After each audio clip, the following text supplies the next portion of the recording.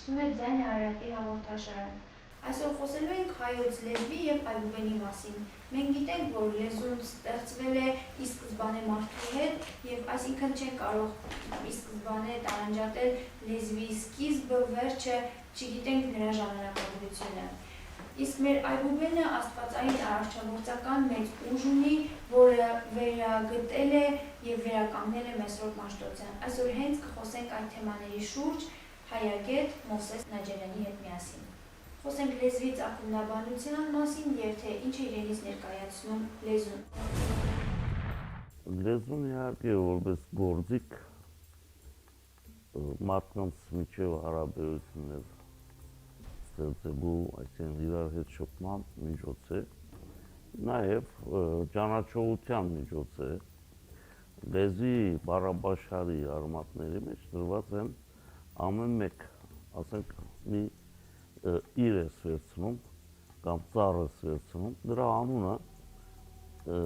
մեջը պարունակում է նաև իր մարդուն վիտանիության բաղադրիչներ։ Այսինքն անվան մեջ, լեզվի բառերի ամեն մեկ բառի անվան մեջ դրված են այդքան իմաստություններ։ Այնպես որ բառաբաշխարը բադահական կառուցվածք չունի, արմատները նույնպես, այլ ունին իմաստություններ, որոնք ոչ թե միայն դրվել են իրար հետ շփվելու համար, այլ նաև ճանաչողության, դիզերաճանաչողության համար։ Ինչ վերաբերում է լեզվի ծագման մասին, լեզուն իհարկե ոչ ոք չգիտի, թե որտեղ է ծագել, որտեղից է ստեղծվել, բերվել եւ այլն։ Մեկ բան պարզ է միայն, որ ամեն մի մարդ իր ծնողներից, իր նախահայրերից, պապից, տատիկից սովորում է ծնված օրից, լսելով, եւ այդպես սերունդից սերունդ անցնում է լեզուն, փոխանցվում է մյուս հաջորդ սերունդներին։ Այնպես որ չի կարելի ասել, որ լեզուն ինչ-որ մեկը ստեղծել է այստեղ երկրի վրա, որովհետև մեզ երկրի վրա ով որ արարել է, նա էլ մեզ փոխանցել է իր լեզուն, եւ մենք իր լեզուն ենք օգտագործում, բուն լեզուն իր մեջ պարունակում է այդ ամբողջ իմաստությունները, գիտելիքները, հարմոնիայի խնդիր ունի լեզուն։ Այսօր այդ հարմոնիան ընդհանրապես չի պահպանվում է, ասենք, բարբառներում, ծագումնաբանականորեն, թե ով է աշխարհ բերել լեզուն կամ ընդհանրապես լեզուները։ Իհարկե երկիր մոլորակը բնակեցնող առաջին, այսօր կասենք այլ մոլորակայիններ, հնումացել են անգելներ, անգեղներ հայերենով, հրեշտակներ, իմաստով, դրանք են բերել իրենց հետ եւ փոխանցել են այստեղ արարված հայկական լեռնաշխարհում արարված առաջին դեսակի մարդուն եւ սերունդներին եւ Հայաստանի բնակչությունը փաստորեն առաջին եւ հիմնական գրողն է այդ հրեշտակ կոչվածների, որոնք հետո կոչվեցին նաև աստվածներ, դրանց ուրեմն փոխանցած լեզվի առաջին գրողները հայերս ենք եւ իհարկե այսօր շարունակում ենք կրել այդ լեզուն։ Բնական է, որ լեզվի մեջ լեզվի ծագումը երկային չի, դա արտերկրային է։ Մենք մեր առաքելությունը այսօր էլ կատարում ենք ըստ երևույթին, բայց մեկ բան կա, որ այն լեզուն, որ մեզ ավանդվել է, հեռանալով մայր ակունքներից, հասնելով ծայրագույն արևելք, ծայրագույն արևմուտք, մինչև Ավստրալիա եւ այլն, դարերի ընթացքում կրել է շատ մեծ աղավաղումներ, դրա համար էլ անհասկանալի է այդ կապը գտնելը, անհնարին է թվում նույնիսկ, թե այսինչ պոլինեզիական լեզուն, ասենք, ինչ կապ ունի հայերենի հետ, կամ աֆրիկյան աբորիգենների լեզուն ինչ կապ ունի հայերենի հետ, եւ այլն, այսպիսի խնդիրներ կան։ Եվ հատկապես խնդիրը ավելի է բարտանում, երբ լեզվաբանությունը, լեզվաբանները դրել են սահմանափակումներ, լեզուները իրար հետ ստուգաբանելու, համեմատելու խնդրում, սա ասում ասեմական է, մյուսը քամական է, մյուսը հավետական է, եւ այլն իրար հետ չի կարելի ստուգաբանել, այսինքն նրանք եթե կան սեմականի մեջ, ուրեմն փոխանցումներ են, փոխառումներ են եւ այլն, միշտ փոխարման խնդիր չկա ընդհանրապես։ Մարդկության ավանդված լեզուն մեկն է եղել։ Բաբելոնի աշտարակաշինության պատմությունը որ կա, դա հստակ այդտեղ ասում է, որ մեկ լեզու են խոսում, հետո այդ նույն լեզուն բարբարայնացավ։ Ես նույնիսկ կարող եմ ասել, որ ինչ հիմունքներով 72 ղեկավարները, առաջնորդները, որոնք հեռացան Բաբելոնից ամեն մեկը իր ժողովուրդը վերցնելով գնաց մեկ կողմ, ինչ սկզբունքով նրանք նոր լեզուներ սկսան խոսել։ Ոչ թե նոր լեզուներ էին դրանք, իհարկե, այլ բարբարային տարբերակներ էին, բարձրապես ձայնափոխության, հնչյունափոխության հիման վրա կատարված։ Լեզվաբանությունը այսօր շատ կներեք, մակերեսային ինչ որ հնչում է, մոդիկ է հնչում, նրանք են որսում, ասում են, այ տեսեք, այս բառը այս ինչ բառին նման է եւ այլն։ Խնդիրը իմաստով է, եթե իմաստով է նույնը, այն ժամանակ ասում են, այ սա ծագում է նույն լեզվից, կամ սա է փոխարել, կամ մյուսն է փոխարել սրանից։ Ուրեմն սա շատ միամիտ մոտեցում է ընդհանրապես լեզվի ծագման եւ փոփոխությունների վերաբերյալ։ Դրա համար էլ այսօր լեզվաբանները մնացել են փակուղու առաջ, չեն կարող առաջ գնալ գտնելու համար իրականությունները։ Երբ է ծնվել հայոց լեզուն եւ նախամաշտության գրի մասին նույնպես մի փոքր ներկայացնենք։ Հայոց լեզուն էլ է ոնց որ մյուս լեզուները, որոնք հեռացել են, հայոց լեզուն էլ է բարբարայնացել, 500, չգիտեմ, ավելի բարբարներ ունեցել ենք, այսօր էլ Հայաստանում, ներկա Հայաստանում իհարկե կան բարբարներ, եթե մենք խոսացնենք, ասենք Ղարաբաղցուն կամ ասենք Գորիս, քաղաքաբնակ հայ մարդը, որը դպրոցում է սովորել, ինստիտուտում է սովորել, նա դժվար թե հասկանա, թե վերջո այս մարդը ինչ է, բարբար գրողը ինչ է ասում, որովհետև բառաբաշարի մեջ այնպիսի բառեր են պահպանված, որոնք գրական լեզվի մեջ չեն օգտագործվում, կամ ասում են, որ դրանք փոխառություններ են,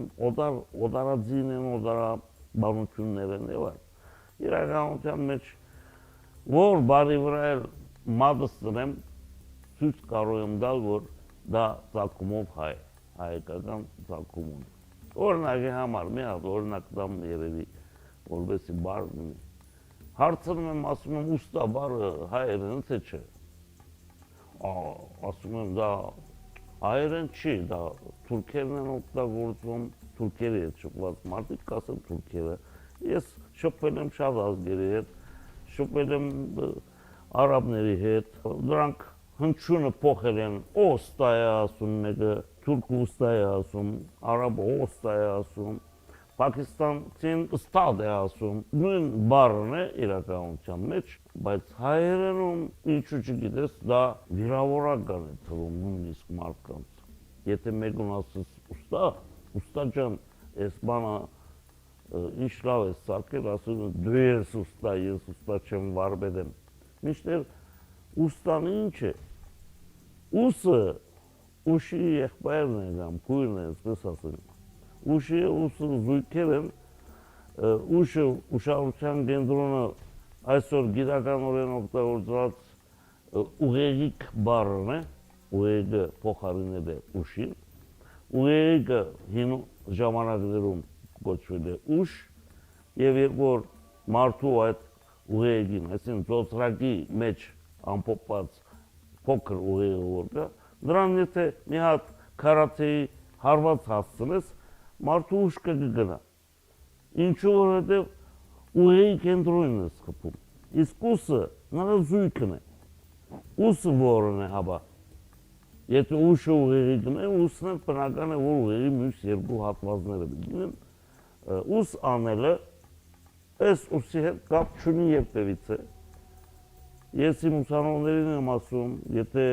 ուսանելը համբալություն անել է, այս ուսի վրա մի բան գրել կնշանակի, գնացեք բազար շուգա, ընդ ինչքան ուզում եք բեռնագրություն արեք, ինչ եք եկել ինստիտուտ համալսարան, որովհետև ուս անելը ոչ թե այս ուսի հետ է կապված, այլ ուղեղի երկու հատվածների բերի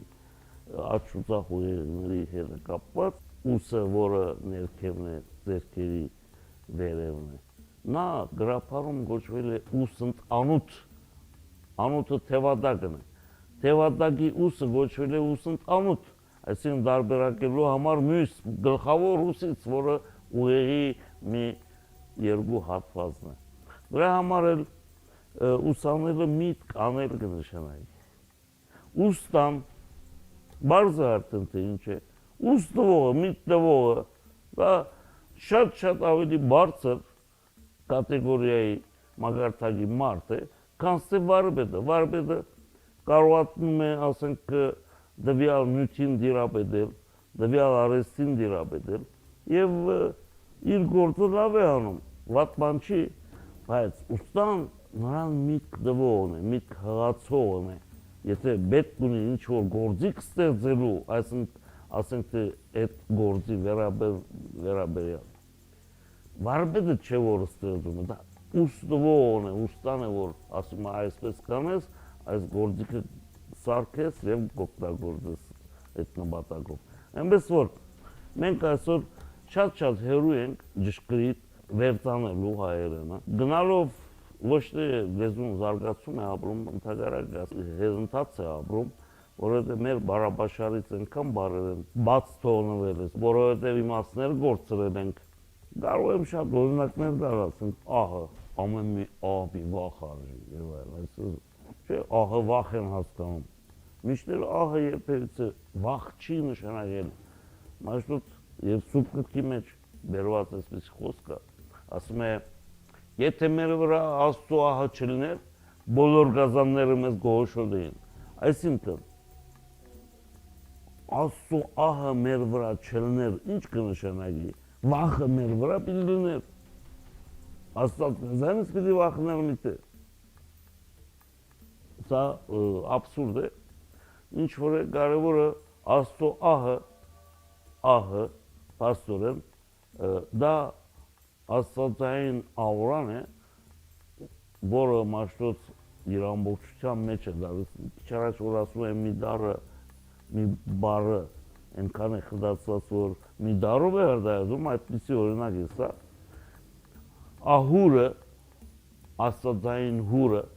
որը աուրան է, հայերեն բառ է, վերածվել է ահի, եւ այսօր մենք զարմանում ենք, աուրա, գիտեք ինչ բառ է, Հնդկաստանից, սանսկրիտից է եկել, հայերեն օգտագործել է ահուր ձևի մեջ եւ ահ ձևի մեջ ամփոփված, ինչ է կնգել սարուձոր, եթե միայն հայերենը կարող է բացել, թե ահը կամ աուրա բառը ինքը ինչ ծագում ունի եւ ինչ է բառ հստակ ներկայացնում իրանից։ Աուրա ասեցի չես հասկանա, պատկերացում ունես թե ինչի մասին է, բայց ինչ ծագում ունի այդ, ինչի համար այդպես կոչվել այդ բառը, բայց երբ որ հուր ես ասում, աստվածային հուր ես ասում, արդեն հասկանալի է դառնում, թե աստվածային հուրն է այդ աուրան, աստվածադուր հուրն է, որը Պրոմեթեյս տվեց մարդուն կյանքի կոչելու համար, այսինքն այն ինչ որ ինքը հողը ջրով խառնեց եւ բարգատներ գտնին եւ պիտի նրան Աստծո հուրը դարվորվեցի կյանքի կոչեր, այդ ահուրը ինքը տվեց եւ Ադամը շունչ արավ կյանքի կոչվեց։ Այսինքն հայոց լեզուն բոլոր լեզուների նախամայրն է։ Հայոց լեզուն իհարկե ոչ այսօրվա կոնտեքստի մեջ, այսօրվա մեզ ներկայացած ձևի մեջ, բայց որպես բոլոր լեզուների նախահիմքը կարելի է ասել, իհարկե ինչքան հին մեր հայերենին գրանք, այդքան ավելի լավ կհասկանանք եւ այդքան ավելի հարուստ գիտելիքներ կունենանք մեր ձեռքի տակ, որովհետեւ եթե ճանաչեցին մեր իսկական բուն բառապաշարը, մեզ ոչ մի ինստիտուտ էլ պետք չի հավատացել։ Համ ֆիզիկոս կլինենք, համ մաթեմատիկոս կլինենք, համ քիմիկոս։ Ինչու որովհետև այդ ամեն մի բարի դրված է այդ ամբողջ հարստությունները։ Խոսենք մեր աստվածային այբուբենի մասին, ինչպես գտավ Մեսրոպ Մաշտոցը, ինչպես այն վերականգնեց, ավելի մանրամասնենք։ Մաշտոց ինքը չի հորինել այբուբեն, ինքը չի ստեղծել այբուբեն։ Խնդիրը ինչու՞մն է։ Լեզուն որ բերեցին մեր դոր քանգերի սերունդները եւ այլն, նրանք նաեւ բերեցին իրենց հետ մեր այբուբենը։ Ոչ թե մենք հորինեցինք ճարտարապետները, նկարիչները, գծագրիչները։ Եթե այդքան պրիմիտիվ բան է դա, չէ, որևէ մեկ մի երեխայ կարող է ասի, սա անես, սա բնես, ես նկարել եմ, ես եմ ընդունում, վերջացավ գնա։ Շատ պրիմիտիվ բան է։ Միշտեր այբուբենի մեջ դրված է շատ խորը իմաստացիություն, փիլիսոփայություն, այսպես ասած, որովհետև ամիդարը ունի իր գծաբատկերի մեջ նաև իր դետալները, մանրամասները։ Այդ մանրամասները բացում են մեր առաջ այբուբենի ամեն մի դարի իմաստաբանությունը, եթե ուզում։ Ուրեմն, թե ինչու այսպես է հնչում, թե ինչու այնպես է հնչում, ինչ կա այդ դարի մեջ խորհուրդ որպես մեր լեզվաբանները երեկվա եւ այսօրվա միշտ ձգտել են ցույց տալու որ այս դարը հունարենից է, այս դարը ասորենից է, այս դարը ես իմ այդ ժամանակվա լեզուներից ասենք արամերենից է եւ այլն, պյունեգերենից է եւ այլն։ Միշտ պետք չի գնալ այդպիսի միջոցների։ Խնդիրը այստեղ ոչ թե այբուբենը սրանից վերցրած լինելու խնդիր է, այլ այբուբենի սկզբունքը, կառուցվածքային սկզբունքը հասկանալը պետք։ Ինչի համար այսօր ասենք թե Բաքիր արձանագրությունները լիարժեք թե որ չեն կարող կարդալ, կամ հիրոգլիֆները եգիպտական կամ այլ, նույնիսկ ժայռապատկերները։ Ինչու որովհետև սկզբունքը չգիտեն գիտնականները։ Որոշ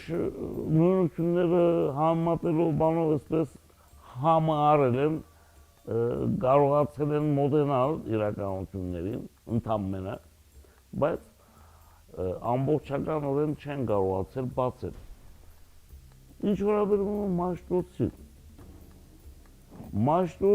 Մաշտոցի ժամանակ, Մաշտոցից հազարավոր տարիներ առաջ մեր այբուբենը գոյություն է ունեցել, բայց քրիստոնեության ընդունման ժամանակ մեր ամբողջ քրմական դասը անցած անգամ ասեցինք, անդրադարձանք նրան, որ հեռացավ երկրից կամ ոչնչացավ, այդ գրվածները կարդացող չունեինք մենք։ Չկար, գիրքը կար, ժայռապատկերը կար, ժայռի վրա փորագրված գրությունը կար, բայց կարդացողը չկար։ Դրա համար էլ ստիպեց Մաշտոց գնալ հարավ Եդեսիա, որը մինչ այդ գտնվում էր իր ժամանակներում եւ 100 տարի առաջ գտնվում էր հռոմեական դերաբերության տակ, որ Գրիգոր Լուսավորչի ձեռքը չէր հասնի,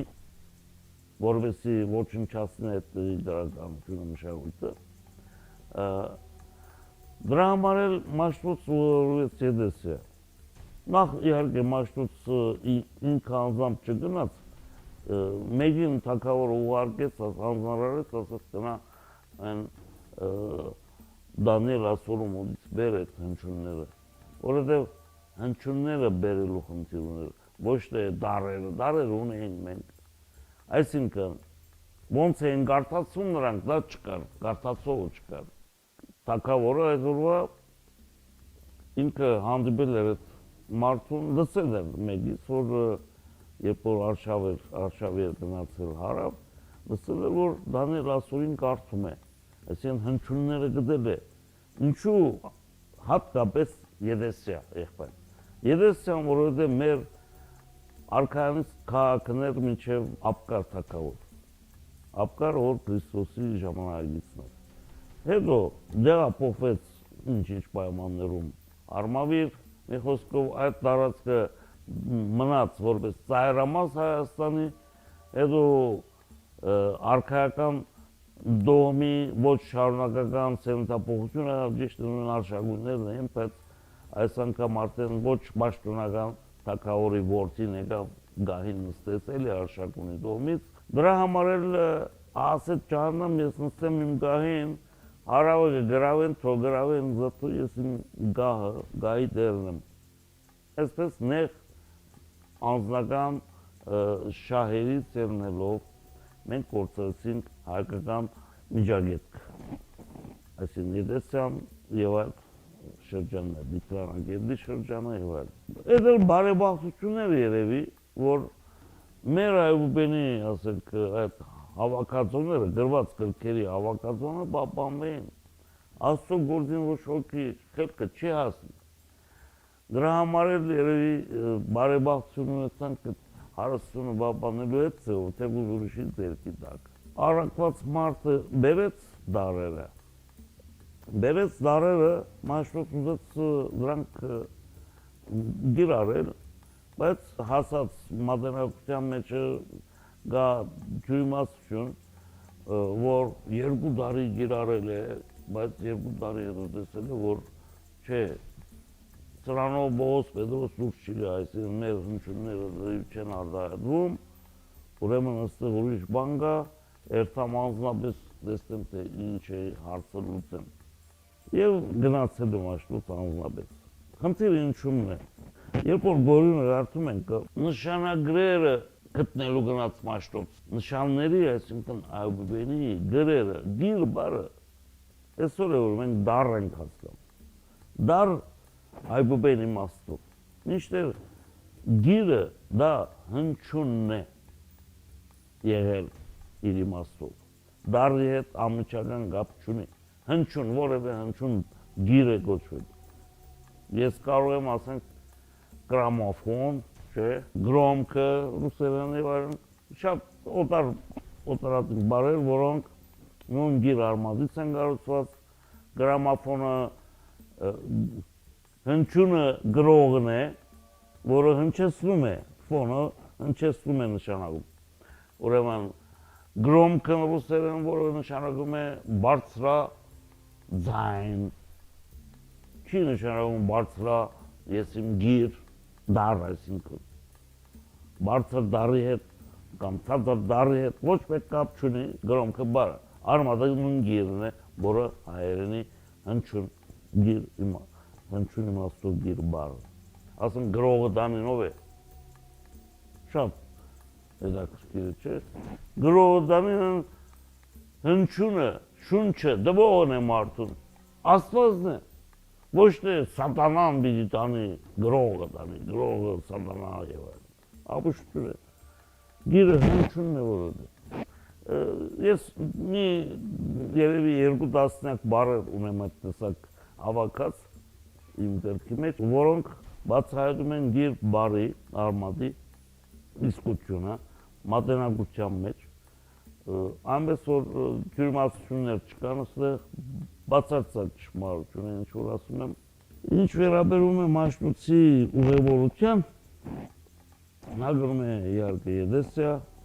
այնտեղ ծանոթանում է մեր գրականության, գտնում է նույն տեղում, իհարկե իրեն ասում են գնա հələ մի հատ Փինակա, գրված է Փյունիկե, Փյունիկե գնա, նա Փյունիկեն գիտեք որտեղ է, առաջին Փյունիկեն, այդ ձեռքիցած Փյունիկեն դա երկրորդ Փյունիկեն է, եւ երկիր է, ոչ թե քաղաք է, մինչդեռ Մաշտոց գնացել է Փյունիկե քաղաք, Փյունիկե քաղաքը բարձրապես Կատմոսի բնակեցրած քաղաքն էր, տունն էր, որը կառուցել էր Հայկ Նահապետը եւ իրեն հանձնել բանի բելի հետ կռվելուց ամիջապես հետո Հայկի կառուցած առաջի տունը բնակատեղին գոչել է Փյունիկ է հայտնաբետն է կոչել, ինչու, որովհետև այնտեղ իրենք նոր կյանքով պիտի սկսեին ապրել։ Հայ ժողովուրդը իր նախաձեռնությամբ եւ իր գլխավորությամբ պիտի անցներ անկախ ազատ իր ստեղծագործ աշխարհի։ Ոչ սատանայական աշխարհի։ Որովհետև բելը, որ ինքը սատանայի հետևորդներից էր, ուզեց աշխարհին դիրել։ Իսկ հայրը ասաց, ես քեզ չեմ ենթարկվիր, ես անկախ մարդ եմ։ Եվ այդ պատերազմը հետ ջրհեղյան առաջին համաշխարհային պատերազմը, եթե ուզում եք իմանալ։ Ոչ թե մի հատ նեդուաղի պատմություն չի, մեկ անց սպանելու պատմություն չի այգու բերի պատերազմը։ Դա համաշխարհային նշանակության չարի եւ բարու պատերազմն է, անուն մարդկային հենց human being-ի երկածին մարդու բարօրության եւ ինքնուրույնության։ Ինչու, որովհետեւ այգ եւ բելը հսկաներ էին։ Բելը որոշել էր, որ ինչպես Անգլիան անգերդուն է էլի, անգլիացիք մի ժամանակ Աֆրիկայից վերցրին նեգրերին, սևամորտներին, բերեցին, ստրկացրին, սրբության վաճառեցին բիզնեսի ապրանքեր էլի։ Նույն ձևի բելն էր մտախաղացել հələ այդ ժամանակներում։ Yəni նորություն չէր անգլիացիների այդ մտախաղացումը։ Բելը որոշել էր իր դարածքի եւ մյուս իշխանների դարածքում բնակվող մարդկանց որդիներին արեզուրի նյութ դարձնել եւ վաճառել, ասենք, ով որ կարիք ունի այդ հսկաներից աշխարհի 4 ցակերում, նրանց վրա վաճառի։ Հայրը ընդդիմացավ հենց նրան, առաջի այդ քաղաքը հանձնեց իր թոր Գատմոսին։ Գատմոսը իր թավնում տանը ապրեցավ եւ իր գավառը գոչեց Դավդեկ։ Երբ որ Գատմոսը բելի սպանությունից հետո հայկը ասեց, որտի գնա ասեց, այդ բելի դարածքին դու իշխանություն արա, այսին ղեկավարի, անգլուխ չթողնենք երգիրը։ Ես ասեց հարկում կմնամ։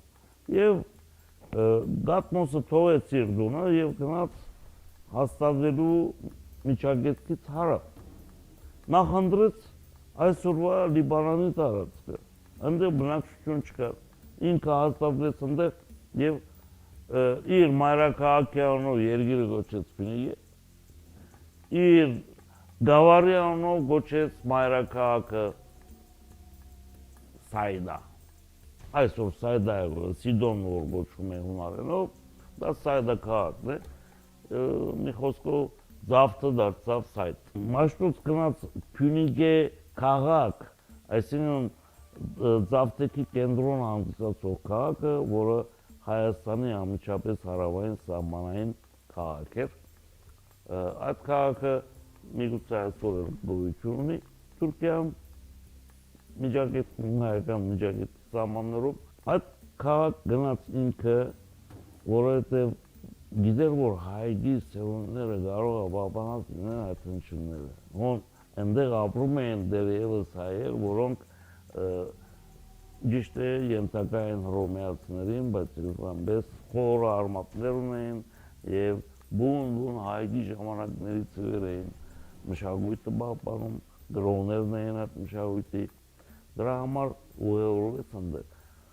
Այնտեղ էլ բան չգտավ։ Հետո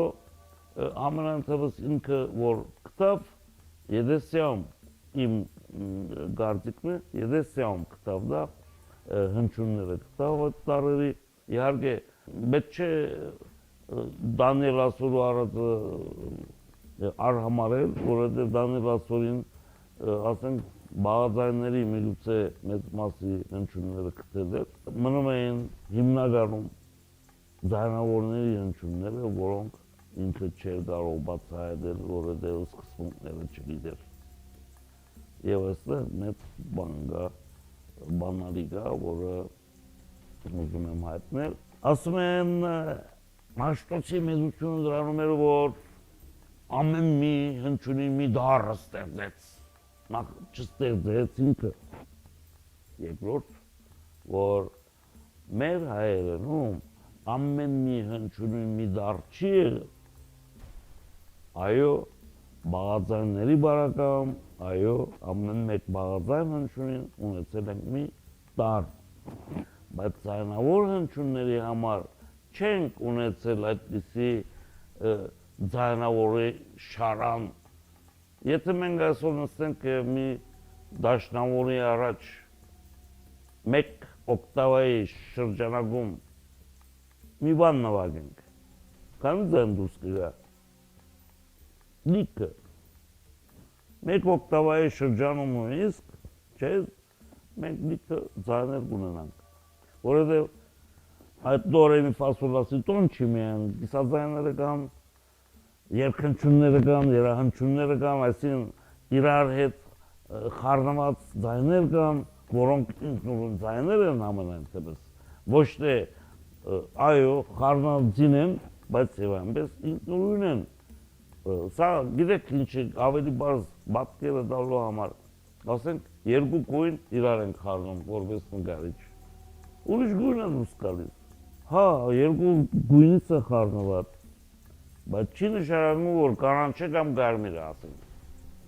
դեղին է կամ կարմիր, այլ նարնջագույն է եղբայր, նույնպիսի բան կա երաժշտության մեջ,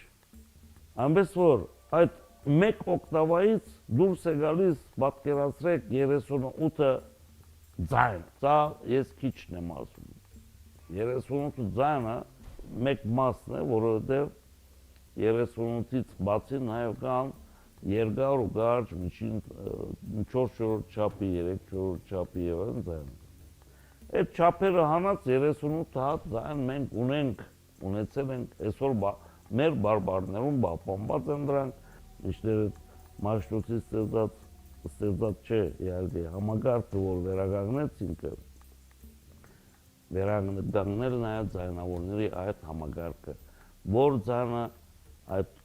8 ձայնավորներից, որը որի հետ խառներով ինչ ձայն բիդի արտաբերվի, այսինքն, դրանք կոչվեցին երկբարբարներ, երկբարբար հնչյուններ եւ այլն։ Այսօրվա մեր արևելահայերենի մեջ այդքան գործրած հարստություններ ունենք, գրական հայերենի մեջ։ Իսկ Ղարաբաղի բարբարում շատ բան պահպանված է այդ ձայնավորների համակարգից եւ ոչ միայն անդր իհարկե։ Այս մեր ցավերից մեկն է, որը նոր քերականություն է ստեղծում, նոր բաներ է ստեղծում, մեզ պետք է այսպես է յոլա ենք գնում, ասում եմ, հա, 1600 դարի այսպես յոլա գնացինք, 300,000 դարի քառակուսի կիլոմետր դարձավ 30,000 քառակուսի կիլոմետր, շարունակեցեք այդպես ասել կորցրեք Հայաստան ինչ վերջ։ Շատ լավ, պարոն Նաջարյան, շատ շնորհակալություն, սիրելիներս, մենք այսօր խոսեցինք հայոց լեզվի եւ այբուբենի մասին եւ հասանք տարերի մասին եւս խոսելու ենք հենց պարոն Նաջարյանի հետ միասին, բայց արդեն հետագա ծրագրերում։ Շնորհակալություն,